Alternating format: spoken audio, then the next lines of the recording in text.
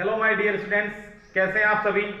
मैं अजय राणा एक बार फिर से लेकर आपके लिए नेक्स्ट लेक्चर सीधे आपके पास। So dear students, as you know last class में हमने डिस्कस किए थे आपके एक्सरसाइज 7B के कुछ क्वेश्चंस और कुछ examples. So dear students, last exercise में हमने क्या क्या डिस्कस किया था। जो इस एक्सरसाइज में यूज होने वाली प्रॉपर्टीज हैं, मींस जैसे कि linear pair, the sum of all angles on the same side of a straight line, that is 180 degree, supplementary angles, complementary angles, and the sum of all angles around a point is 360 degree, and the vertically opposite angles are equal. So ये properties थी, ये वो theorems थी जिनको हम already discuss कर चुके हैं आपसे आपकी लास्ट एक्सरसाइज में या लास्ट लेक्चर में। अभी हमारे कुछ इंपॉर्टेंट क्वेश्चंस थे जो इसी एक्सरसाइज के बचते थे।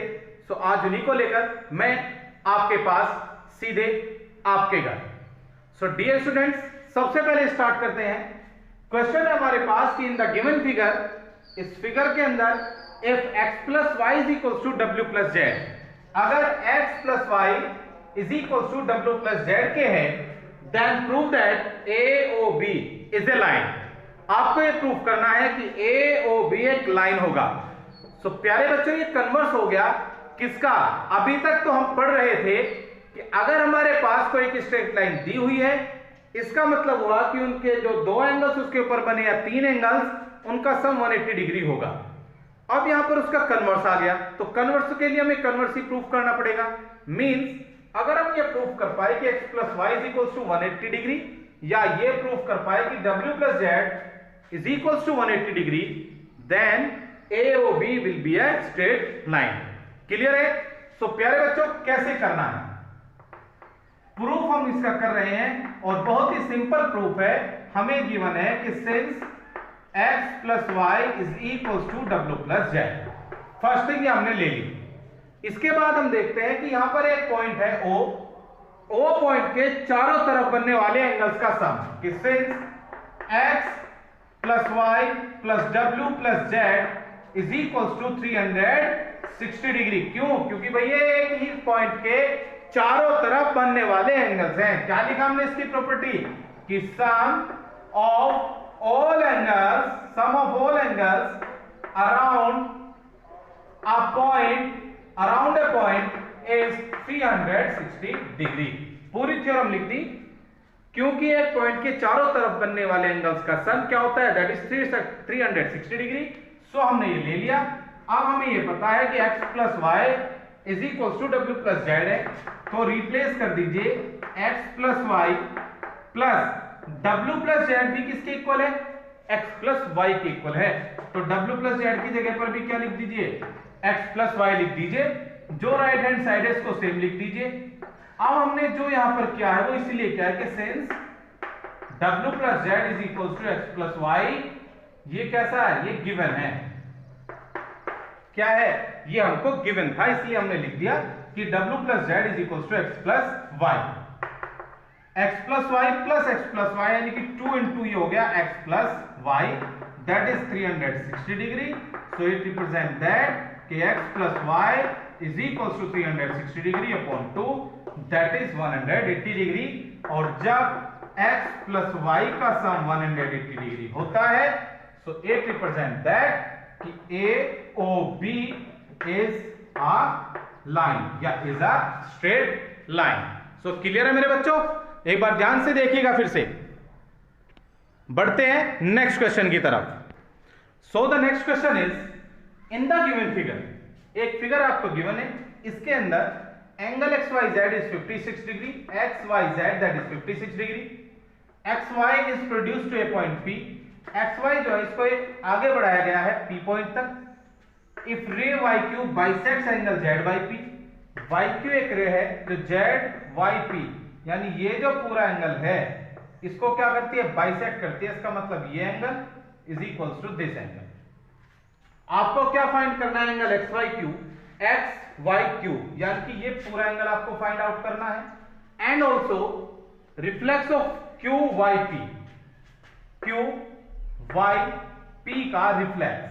देखिए QYP तो ये है इतना, इसका रिफ्लेक्स का मतलब है कि ये पूरे का पूरा एंगल रिफ्लेक्स होता है कि 360 डिग्री में से अगर हम किसी उस एंगल को घटा दें तो हमें इसका रिफ्लेक्स मिलेगा, क्योंकि पूरे का पूरा एंगल तो 360 डिग्री होता है।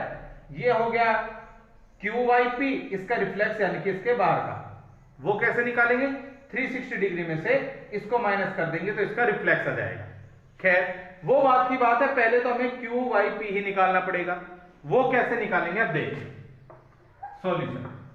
सबसे पहले हमें ये पता होना चाहिए कि हमें दिया है ये एंगल 56 डिग्री, ZYP का YQ बाइसेक्टर है कि since YQ is bisector of angle ZYP, ये जो लाइन है ये एंगल ZY और P का बाइसेक्टर है।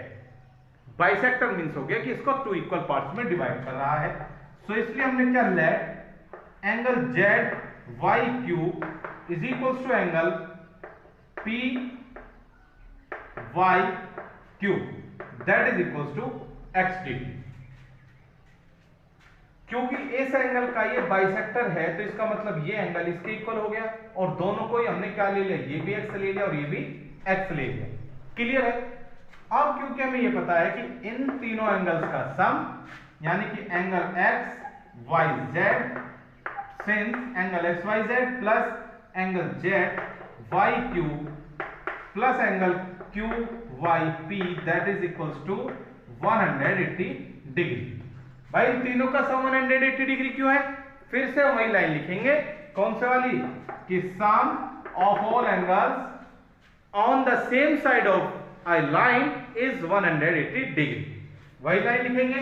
so that is equals to, या 80% that XYZ that is 56 degree, ZYQ that is X, QYP that is also X, and this sum is 180 degree.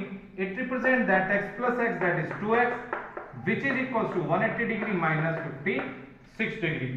Right में लेके जाएंगे, क्या मिल गया हमें? यहां से मिल गया 2X is equals to 180 minus 56 that is equals to 124 degree.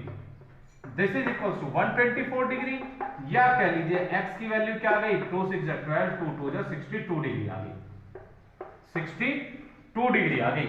Main हमें x की वैल्यू चाहिए थी, अब हमें क्या चाहिए था? Now so angle XYQ, angle XYQ, XYQ आप देख रहे हो वो है 56 plus x that is equals to 56 plus x, और x की वैल्यू अभी हमें मिली है that is 62 degree. So that is 118 degree. तो हमारे पास एंगल XYQ आ गया, और अब हमें चाहिए रिफ्लेक्स एंगल QYP। तो रिफ्लेक्स एंगल QYP का मतलब है 360 degree minus angle QYP। Reflex का मतलब यही होता है कि reflex of QYP means 360 minus QYP। QYP क्या है आपके पास? x है, so this is 360 degree minus x which is equals to 360 minus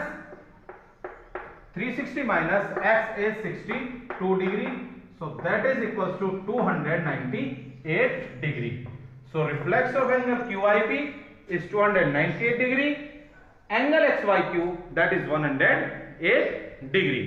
दो ही हमारे से इसमें पूछे गए थे, दोनों ही हमने फाइंड कर लिए। Clear students? सो एक बार ध्यान से देखिए इस क्वेश्चन को एक बार फिर से, and then we will move to next question, that is in the given figure if angle PQR is equals to PRQ। ये फिगर एक गिवन है, इस फिगर के अंदर ये कह रहा है कि PQR यानी कि ये जो एंगल है that is equals to PRQ, ये एंगल इसके इक्वल है। Then prove that angle PQS is equals to PRT। ये कह रहा है आपको प्रूफ करना है कि ये वाला एंगल इसके इक्वल है। प्यारे बच्चों बहुत इजी क्वेश्चन है, लेकिन आपको ये लग रहा हो कि ये तो ट्रायंगल बन गया, तो इसमें ये कहां से क्या आ गया? तो ट्रायंगल के तो अभी तक क्वेश्चन किए नहीं है, लेकिन डोंट बी अफ्रेड, सिंपल है, जो जो चीजें अभी तक आपने पढ़ रखी है सिर्फ उनको रिमाइंड करो। आपको ये पता है कि ये एंगल प्लस ये एंगल कितने डिग्री का होगा, कितने डिग्री का होगा बताइए? Angle P Q R plus angle P Q S that is equals to 180 degree. क्यों है भाई? लीनियर पेयर है। कैसे? लीनियर पेयर है, that is equation number 1। And again P R Q plus angle P R T that is also 180 degree. Why? Because these are also linear pair. भाई ये plus ये भी 180, ये प्लस ये भी 180। This is equation number 2 from equation number 1 and 2। 1 and equation number 2। Equation number 1 में 2 में क्या मिलता है हमें? राइट हैंड साइड इक्वल है, सो लेफ्ट हैंड साइड भी क्या होगी? इक्वल ही होगी। P Q R plus angle P Q S that is equal to P R Q plus angle P R T.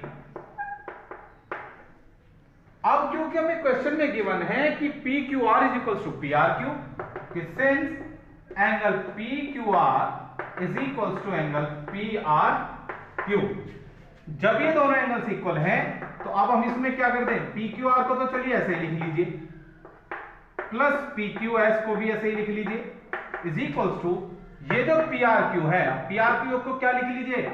Angle P Q, P R Q को लिख लीजिए P Q are, दोनों equal given है भाई मैं question में लिख लिया। बाकी क्या रह गया? Angle P R T. और हमने ऐसा लिखा क्यों? हमने ऐसा इसलिए लिखा क्योंकि यहां पे भी पी क्यू आर हो गया और इधर भी पी क्यू आर हो गया, दोनों तरफ से कैंसिल हो गया। क्या रह गया हमारे पास? So angle P Q S is equal to angle P R T. और प्रूफ क्या करना था हमें? यही प्रूफ करना था कि angle P Q S is equal to P R T. Proof, यही हमें प्रूफ करना था और ये हमने प्रूफ कर दिया। हुआ ना बहुत इजी क्वेश्चन या डिफिकल्ट है? This is very easy. So बढ़ते हैं नेक्स्ट क्वेश्चन की तरफ। So the next question is in the given figure, इस फिगर के अंदर ए बी एक प्लेन मिरर है, पी क्यू इसके ऊपर इंसिडेंस रे है और क्यू आर रिफ्लेक्टेड रे है। पी क्यू इंसिडेंस रे है, क्यू आर रिफ्लेक्टेड रे है। एंगल पी क्यू आर, ये जो आपके पास एंगल है दैट इज 112 डिग्री।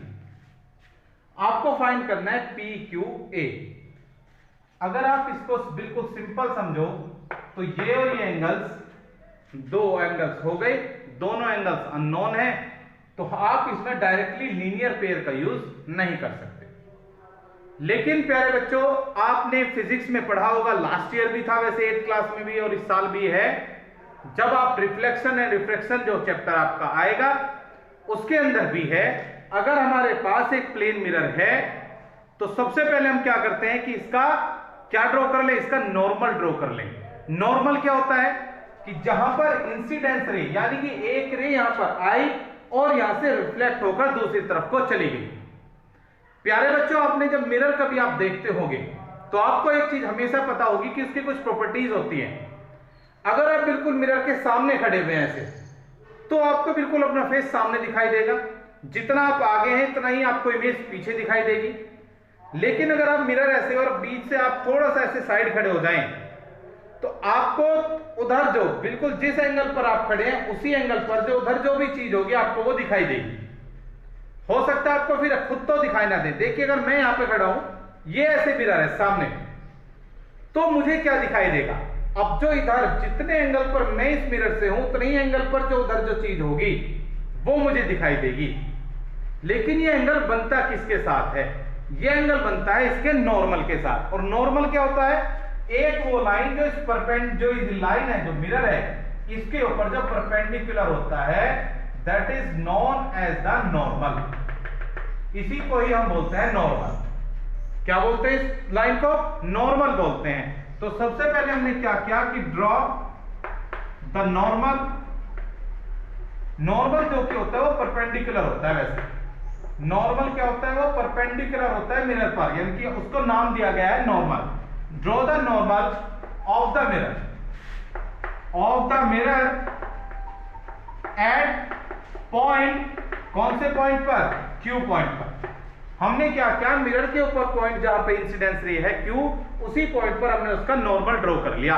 क्या ड्रॉ कर लिया, क्यू एन मान लिया। अब प्यारे बच्चों जो नॉर्मल होगा, इसके साथ में जो एंगल इंसिडेंस बनेगा वही एंगल इसका रिफ्लेक्टेड होगा। याद रखिएगा, ये एंगल ऑफ इंसिडेंस है जिसको हम आई से रिप्रेजेंट करते हैं, ये एंगल रिफ्लेक्शन है या रिफ्लेक्शन है, इसको हम आर से रिप्रेजेंट करते हैं। और ये चीज एक प्लेन मिरर के लिए दोनों बराबर होते हैं कि सिंस एंगल ऑफ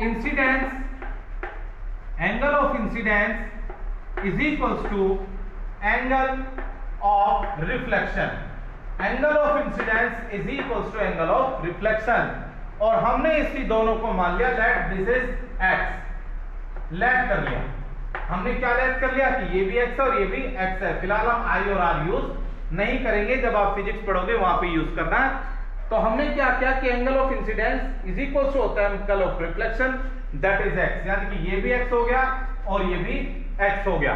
तो इसका मतलब क्या हुआ कि एक तो ये एंगल दैट इज x और ये जो पूरा एंगल है that is 100, sorry this is 90 degree क्योंकि परपेंडिकुलर हो गया। And angle NQA that is equals to 90 degree. 90 degree क्यों है, अभी तो बताया कि ड्रॉ द नॉर्मल जो कि परपेंडिकुलर होगा। तो NQA that is 90 डिग्री, ये पूरा एंगल 90 डिग्री हो गया। अब हमारे पास यहां पर हमने ये भी और ये भी, यानी कि ये और ये दोनों x थे और इन दोनों का सम क्या था, that was, इसके बाद ऐसे हमें यही लिखना चाहिए था। So x plus x that is 112 degree, ये रिप्रेजेंट करेगा कि 2x is equals to 112 degree, या ये कह लीजिए x is equals to 112 upon 2 that is 56 degree. यानी कि ये जो एंगल बना इतना that is 56 degree, this is also 56 degree. अब हम इसमें बात करें कि NQA that is 90 डिग्री और NQA को आप क्या लिख सकते हो, that is angle NQP plus angle PQA plus angle PQA that is equals to 90 degree. और अभी अभी हमने निकाला है, क्या निकाला है, NQP दैट इज x जो कि था हमारा 56 degree plus angle PQA that is equals to 90 degree. So ये रिप्रेजेंट करता है कि angle PQA that is equals to 90 degree minus 56 degree that is equals to 34 degree. तो ये हो गया आपका angle PQA that is equals to 34 degree. क्या चाहिए था आपको, एंगल PQA ही चाहिए था। क्लियर हो गया स्टूडेंट्स? सो बढ़ते हैं नेक्स्ट क्वेश्चन की तरफ। So the next question is आपकी एक्सरसाइज का क्वेश्चन है, that is in the given figure AB and CB are two lines which intersect each other at O। ध्यान से सुनिएगा, AB और CD दो स्ट्रेट लाइंस हैं, एक दूसरे को इंटरसेक्ट करती है पॉइंट O पर। O पर इंटरसेक्ट करती है तो यहां पर सॉरी 4 एंगल से बनेंगे, AOC, BOC, AOD and BOD। और अब ये कह रहा है कि BOC and AOD, BOC and AOD का जो सम है that is 280 degree. Find all 4 angles. बहुत इजी क्वेश्चन है प्यारे बच्चों। जैसे कि आपको बताया था, क्या बताया था कि ये एंगल इसके इक्वल होगा, क्यों होगा, वर्टिकली ऑपोजिट एंगल्स के since angle BOC is equals to angle AOD let this is equals to x degree. दोनों ही एंगल किसके इक्वल है, x डिग्री के। क्यों है, क्योंकि ये है वर्टिकली ऑपोजिट एंगल्स। तो हमने BOC को भी x ले लिया, AOD को भी x ले लिया, and also angle AOC is equals to angle BOD।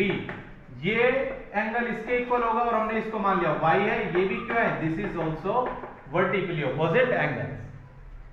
प्यारे बच्चों हमें क्या गिवन कि since angle BOC plus angle AOD that is equals to 80 degree. अब देखिए जो BOC है दैट इज x, AOD है वो भी हमने x ही लिया है, so that is equal to 280 degree. So ये रिप्रेजेंट करता है कि 2x is 280 degree, 280 degree. So represent कि x is equal to 280 degree upon 2 that is 140 degree. तो x की वैल्यू हमारे पास क्या आ गई, दैट इज 140 डिग्री। x आ गया आपके पास, ये y था and this is also y।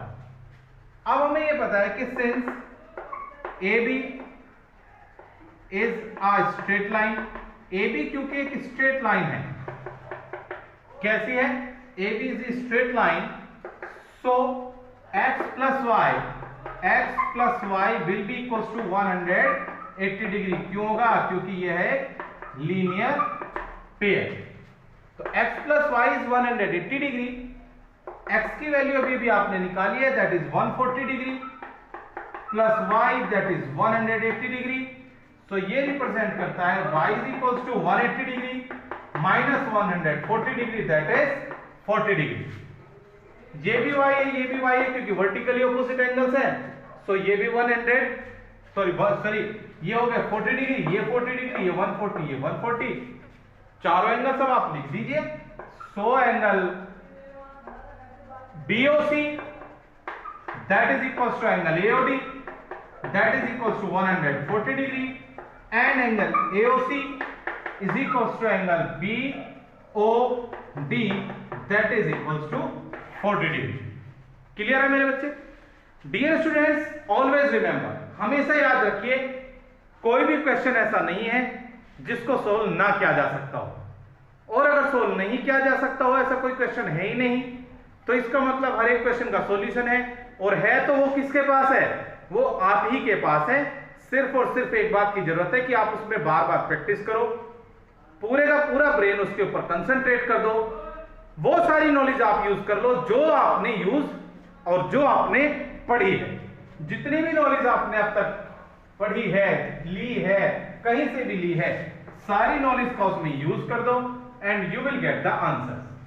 Dear students, आपकी इसी एक्सरसाइज में कई क्वेश्चन दिए हुए हैं, जिसमें क्वेश्चन को कह दिया, मान लिया मैं क्वेश्चन ले रहा हूं कि एक ये लाइन है, उसके ऊपर ये रे है, ये दो एंगल्स बनते हैं। इसी क्वेश्चन में अगर आपको ये कह दिया कि ये जो उनकी दोनों की रेशो है दिस इज 5:7, ये 5x हो जाएगा, फिर ये 7x हो जाएगा। वो इसी क्वेश्चन को कितने तरीके से दे सकता है, कई तरीके हैं। वो सिंपल आपको फिगर ना दे, सिंपल कह दे कि if 2 adjacent angles are in the ratio 5:7, कि हमारे पास दो एडजेसेंट एंगल्स हैं जो किसमें है, 5:7 में, और दोनों के दोनों एडजेसेंट एंगल्स क्या है, 2 adjacent angles are in the ratio 5:7 and they are on a line, वो एक लाइन के ऊपर है, या सिंपल कहते हैं कि 2 adjacent angles on a line are in the ratio 5:7, find the angles। तो प्यारे बच्चों वो सभी यही बनाएंगे, तो आप उसमें क्या करोगे, let one angle is 5x another is 7x, अलग लिखोगे पूरी line. So their sum is 180 degree, so 12x is equals to 180 upon 180, so x is equals to 180 upon 12 that is 15 degree हो गया x, so 5x यानी कि one angle will be 5 into 15 degree that is 75 degree and another is 7x that is 7 into 15 degree that is 105 degree। इस तरीके से आप वो निकाल लोगे। बहुत इजी क्वेश्चंस हैं, आपके एक्सरसाइज में बहुत सारे क्वेश्चन हैं जो बहुत ही इजी हैं। मैंने अभी तक आपको जो भी कराया इस क्लास में, लास्ट क्लास में भी बहुत सारे एग्जांपल्स कराए थे जो कि थोड़े से ट्रिकी थे, इसलिए मैंने आपको ज्यादातर एग्जांपल्स कराए, और एग्जाम में एग्जांपल्स आते जरूर है बच्चे, ध्यान रखिएगा, कोई भी एग्जांपल्स नहीं छोड़ना है। एक्सरसाइज में और भी अभी आपके क्वेश्चंस हैं, एक दो क्वेश्चन आज हम और डिस्कस करेंगे, then today we will finish this exercise. So देखते हैं हमारे पास नेक्स्ट क्वेश्चन क्या है। So that is the next question is if two straight lines two straight lines intersect each other, अगर दो स्ट्रेट लाइंस एक दूसरे को इंटरसेक्ट करते हैं तो सबसे पहले हमने लिया कि let A B and C D, हमने क्या लिया कि A B and C D are two straight lines which intersect each other at O, ये दोनों लाइंस एक दूसरे को ओ पर इंटरसेक्ट करती हैं। आगे क्या कह रहा है, प्रूव दैट द रे, कौन सी ray, opposite to the bisectors of the angles so form bisect the vertically opposite angles. हमें क्या दिखाना है कि कोई भी इनमें चार एंगल्स बने हैं, किसी भी एंगल का बाइसेक्टर रिंग रे, ए के रे जो एंगल ए ओ सी को बाइसेक्ट करती है, सपोज करते हैं दिस इज ओ पी, ये कह रहा है कि किसी भी एंगल का आपने एक बाइसेक्टिंग रे ड्रॉ की है तो ये प्रूफ कीजिए कि इसके जो ऑपोजिट रे होगी, ये प्रूफ करना है कि जो इस रे के ऑपोजिट जो रे होगी, लेट्स से कि this is O Q, this also bisect this opposite angle. ये जो रे है गिवन क्या है, दोबारा समझ लीजिए, सिंपल फॉर्म में लिखते हैं। गिवन क्या है, हमने लिया कि A B and C D two lines intersect each other at O. A B और सी डी दो लाइंस है जो एक दूसरे को ऊपर इंटरसेक्ट करती हैं। ओपी रे का साइन ऊपर लगा देता हूं तो रे लिखने की फिर जरूरत नहीं पड़ेगी।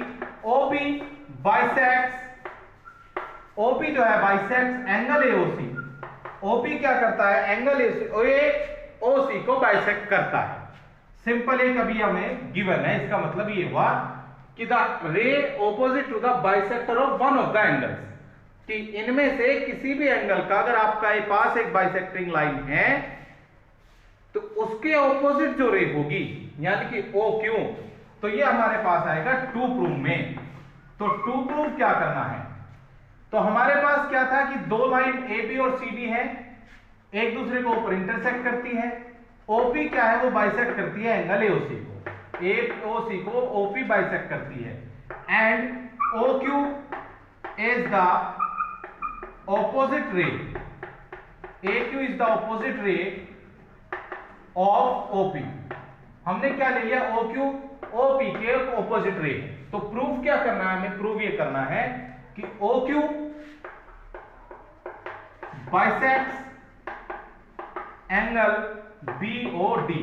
ओ क्यू क्या करती है, जो इस एंगल के वर्टिकली ऑपोजिट एंगल है मींस बीओडी है, उसको बाइसेक्ट करती है। या ये कह लीजिए कि हमें क्या प्रूफ करना है, हमें प्रूफ करना है कि BOQ is equals to DOQ, that is equals to angle DOQ। हमें ये प्रूफ करना है कि ये एंगल इस एंगल के इक्वल होगा। क्लियर हुई मेरे पास? गिवन था AB और CD दो लाइंस है, एक दूसरे को इंटरसेक्ट ऊपर करती है। इसमें से हमने ले लिया कि एंगल AOC को एक रे OP बाइसेक्ट करती है।